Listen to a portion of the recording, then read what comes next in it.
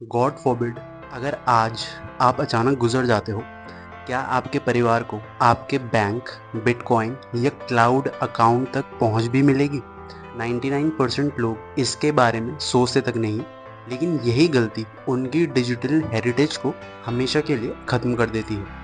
आज की इस वीडियो में हम डिजिटल लेगेसी को कैसे सेफ रखना है के बारे में बात करेंगे, लेकिन उससे पहले समझते हैं कि डिजिटल लेगेसी होती क्या है। डिजिटल लेगेसी का मतलब है वो सभी डिजिटल चीज़ें जो आप अपने पीछे छोड़ते हैं, जैसे कि आपकी फ़ोटोज़, वीडियोज़, डॉक्यूमेंट्स, ईमेल्स और सोशल मीडिया अकाउंट्स जैसे फेसबुक, इंस्टाग्राम, गूगल ड्राइव, आई क्लाउड, डिजी लॉकर वगैरह वगैरह। सोचिए कि रवि नाम का एक व्यक्ति है जो अपनी ज़िंदगी में बहुत सारे फ़ोटोज़ गूगल फ़ोटोज़ में अपलोड करता है, ज़रूरी डॉक्यूमेंट्स डिजी लॉकर में रखता है और सोशल मीडिया पर काफ़ी एक्टिव है। अगर कल को रवि गुजर जाता है तो उसके ये डिजिटल चीज़ें वहीं की वहीं रह जाती हैं, और अगर किसी ने पहले से प्लान नहीं बनाया है तो उसके परिवार को उन चीज़ों तक पहुंचना मुश्किल हो सकता है। जैसे हम ज़मीन, प्रॉपर्टी जैसे पैसा या ज़मीन, इसके लिए वसीयत बनाते हैं, वैसे ही हमें अपनी डिजिटल प्रॉपर्टी के लिए भी योजना बनानी चाहिए, ताकि हमारे जाने के बाद कोई भरोसेमंद इंसान इन डिजिटल चीज़ों को संभाल सके या ज़रूरत पड़ने पर डिलीट कर सके। जैसे आपकी ज़मीन, जायदाद को कोई संभालता है, वैसे ही आपकी डिजिटल दुनिया को भी किसी को संभालने की ज़रूरत होती है। इसे ही कहते हैं डिजिटल लेगेसी। लेकिन योजना बनाना ही काफ़ी नहीं है, एक और बहुत बड़ा चैलेंज पासवर्ड प्रॉब्लम का है। आजकल हमारी लगभग हर डिजिटल प्रॉपर्टी, चाहे वो बैंक अकाउंट हो, क्रिप्टो वॉलेट हो, क्लाउड स्टोरेज या सोशल मीडिया अकाउंट हो, वो किसी ना किसी पासवर्ड के पीछे छुपी होती है। यही पासवर्ड अगर खो जाए या किसी को टाइम रहते ना बताया जाए तो भारी नुकसान हो सकता है। अब सवाल ये उठता है कि अगर हम मर जाएं तो हमारी डिजिटल प्रॉपर्टी का क्या होगा? पासवर्ड को वसीयत विल में लिखना खतरनाक है, क्योंकि वसीयत कोर्ट की प्रक्रिया के दौरान पब्लिक हो जाती है। इसका मतलब है कि कोई भी इंसान आपकी वसीयत पढ़ सकता है और उसमें दिए गए पासवर्ड्स को चुरा सकता है। पासवर्ड को कागज पर लिख कर रखना भी खतरनाक है। ऐसा कागज खो सकता है, चोरी हो सकता है, या शायद आपने पासवर्ड बदल लिया और कागज अपडेट नहीं किया। पासवर्ड मैनेजर का इस्तेमाल बहुत अच्छा लगता है, पर इसमें भी एक बड़ी प्रॉब्लम है। मान लीजिए राहुल ने अपनी सारी लॉगिन इन्फॉर्मेशन एक पासवर्ड मैनेजर जैसे लास्ट पास या बिट वार्डन में सेफ रखी थी। उन्होंने सोचा था कि यह एकदम सेफ तरीका है, लेकिन एक दिन उनकी अचानक मृत्यु हो गई। उनकी पत्नी और बेटे को उनकी क्रिप्टो प्रॉपर्टी की जानकारी थी, पर वे पासवर्ड मैनेजर को खोल नहीं पा रहे थे, क्योंकि उसे खोलने का मास्टर पासवर्ड सिर्फ राहुल को पता था। अब उनके परिवार को कोर्ट जाना पड़ा। पासवर्ड मैनेजर कंपनी से कानूनी परमिशन लेकर राहुल का अकाउंट खुलवाने के लिए। ये न सिर्फ लंबी और खर्चीली प्रोसेस थी, बल्कि काफ़ी इमोशनल रूप से थकाऊ भी थी, क्योंकि वे अपने क्लोज्ड वन के निधन के बाद इस झंझट से गुजर रहे थे। तो इसका सोल्यूशन क्या हो सकता है? इस तरह की पासवर्ड प्रॉब्लम से निपटने के लिए हमें ऐसे सेफ, डिसेंट्रलाइज्ड सॉल्यूशंस की ज़रूरत है जो किसी एक इंसान या इंस्टीट्यूशन पर डिपेंड ना हो। वेलर जैसे प्लेटफॉर्म इसी विजन के साथ काम करते हैं, ताकि प्रॉपर्टीज़ और आइडेंटिटी पर केवल व्यक्ति का अधिकार ना हो और ना ही किसी संस्था या सर्वर का। डिसेंट्रलाइज्ड फाइनेंस DEFI और डिजिटल इनहेरिटेंस, इनके बीच बैलेंस बनाना आज के टाइम की सबसे अहम ज़रूरतों में से एक है।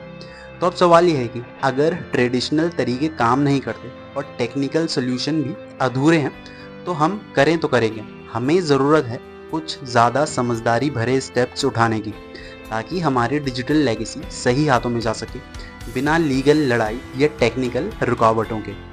अब जानते हैं वो दो स्मार्ट स्टेप्स जिन्हें आज ही अपनाकर आप फ्यूचर को आसान बना सकते हैं। पहला है डिजिटल विल की इम्पोर्टेंस। अपने डिजिटल सोर्सेज और उनके एक्सेस की इंफॉर्मेशन को किसी भरोसेमंद व्यक्ति को रिटर्न फॉर्म में सौंपना। मान लीजिए रोहित ने वेलर पर वेलर टोकन स्टेक किए हैं, फार्मिंग में LP टोकन लगाए हैं और कुछ IDO टिकट्स भी उसके पास हैं। ये सारे एसेट्स उसके स्टैक वॉलेट में हैं और क्लैरिटी स्मार्ट कॉन्ट्रैक्ट से जुड़े हुए हैं। अगर रोहित कल को किसी दुर्घटना का शिकार हो जाता है और उसने किसी को अपनी प्राइवेट कीज़ या वॉलेट एक्सेस की इंफॉर्मेशन नहीं दी है, तो वो सारे टोकन चाहे लाखों में हो हमेशा के लिए लॉक हो सकते हैं। लेकिन अगर रोहित ने पहले से एक डिजिटल विल बना ली होती जिसमें साफ लिखा होता कि उसके वेलर वॉलेट का बैकअप कहाँ है, पास फेज किसे देनी है और कौन उसके स्टेक्स किए टोकन्स को अनस्टेक कर सकता है, तो उसकी मेहनत और इन्वेस्टमेंट्स उसकी फैमिली के काम आ सकते थे। आप डिजिटल वसीयत कैसे बनाएंगे? अपने सभी डिजिटल एसेट्स की एक लिस्ट बनाएं, जैसे कि वेलर wallet, bitcoin, mail, social media accounts, NFT वगैरह वगैरह। हर एसेट के साथ उसका एक्सेस तरीका, प्राइवेट की, password, 2FA backup code record करें।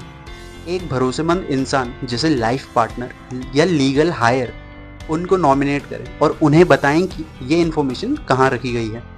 किसी लॉयर की मदद से इसे एक लीगल डॉक्यूमेंट का रूप दें ताकि कोई विवाद ना हो। वेलर जैसे प्लेटफॉर्म जहां 100% सेल्फ कस्टडी होती है और यूज़र खुद अपने फंड्स का मालिक होता है, वहां ये और भी ज़रूरी हो जाता है कि आपकी डिजिटल लेगेसी को एक योजना में बदला जाए। दूसरा तरीका यह है कि डिजिटल प्लेटफॉर्म ने एक ज़रूरी फीचर शुरू किया है, लेगेसी कॉन्टैक्ट या इनएक्टिव अकाउंट मैनेजर का। लेगेसी कॉन्टैक्ट एक ऐसा इंसान होता है जिसे आप पहले से चुन सकते हैं, ताकि जब आप उस अकाउंट का यूज़ ना कर सकें तब वो इंसान आपके अकाउंट को मैनेज या क्लोज कर सके। मान लो कि राहुल एक एक्टिव यूज़र है, उनका फेसबुक, जीमेल और iCloud पर काफ़ी ज़रूरी डेटा सेव है, जैसे फ़ोटोज़, डॉक्यूमेंट्स और यहाँ तक कि बैंकिंग ईमेल्स भी। राहुल ने अपने भाई विकास को लेगेसी कॉन्टैक्ट के रूप में सेट कर दिया है।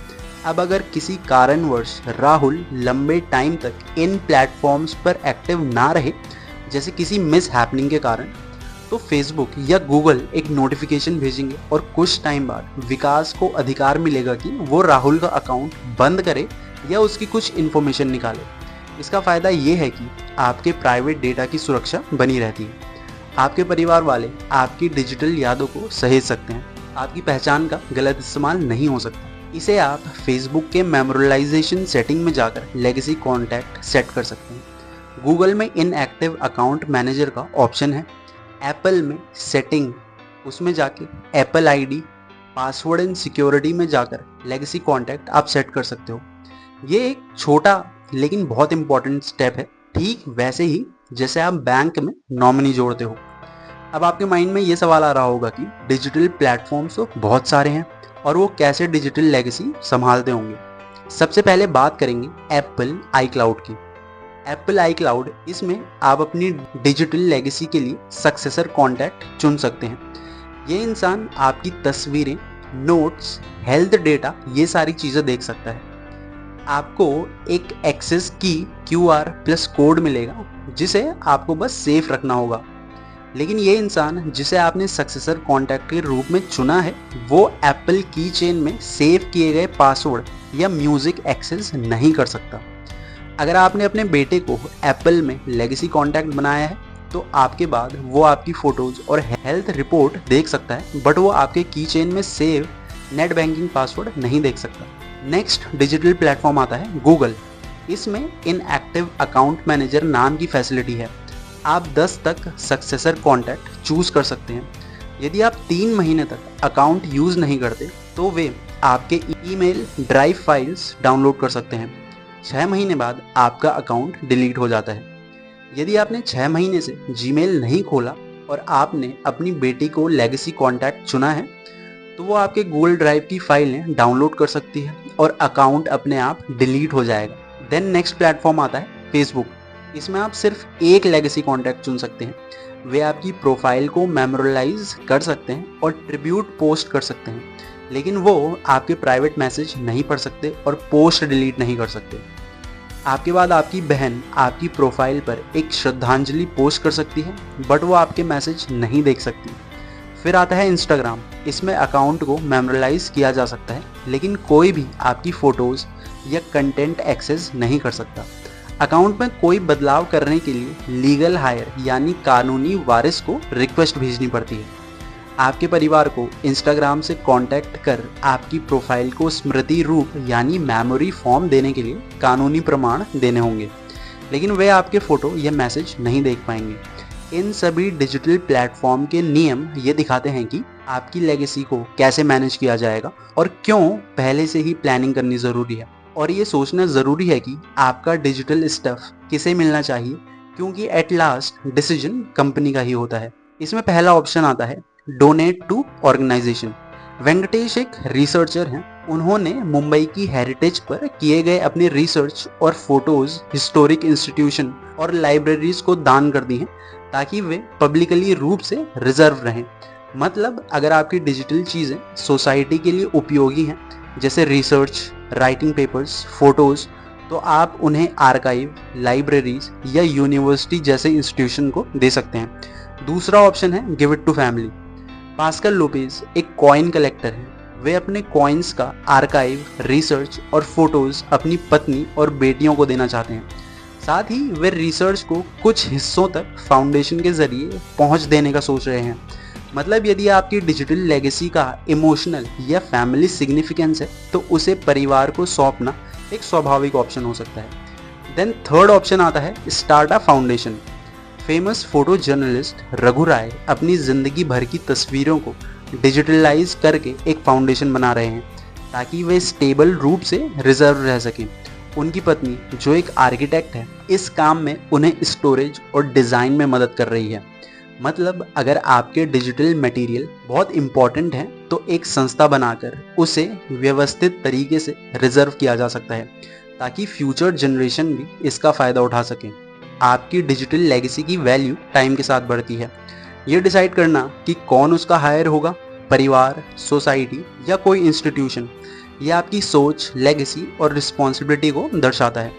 इसके बाद ये समझना ज़रूरी हो जाता है कि डिजिटल लेगेसी को सेफ रखने के लिए सिर्फ ये डिसाइड करना ही काफ़ी नहीं कि वो किसे मिलेगी, बल्कि ये भी ज़रूरी है कि उसके लिए टाइम रहते प्लानिंग कर ली जाए। जल्दी योजना बनाएं। ज़्यादातर लोग अपनी डिजिटल लेगेसी, जैसे कि social media accounts, crypto wallet, digital documents, इनके बारे में तब सोचते हैं जब बहुत देर हो चुकी होती है। मान लीजिए रमेश अचानक चल पड़ता है और उसके पास बिटकॉइन में एक बड़ा इन्वेस्टमेंट है, लेकिन उसके परिवार को इसकी जानकारी या एक्सेस नहीं है। तो अगर रमेश ने पहले से प्लानिंग की होती, तो ये प्रॉपर्टी परिवार को ट्रांसफ़र हो सकती थी। स्पष्ट रहें। ये डिसाइड करें कि कौन सी डिजिटल लेगेसी परिवार को मिलेगी, कौन सी डिलीट की जाएगी और कौन सी सेफ रखी जाएगी।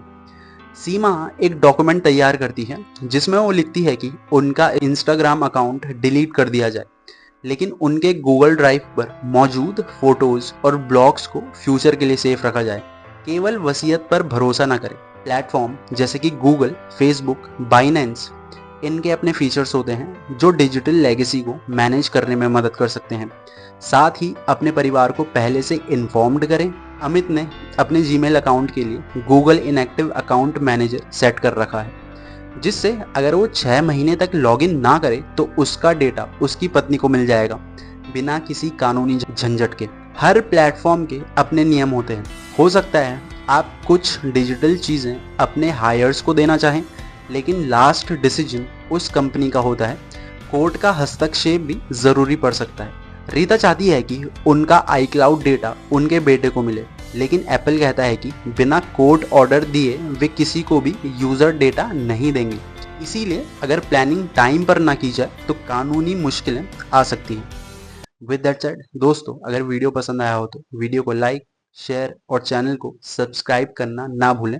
More informative content is on the way. Thanks for watching.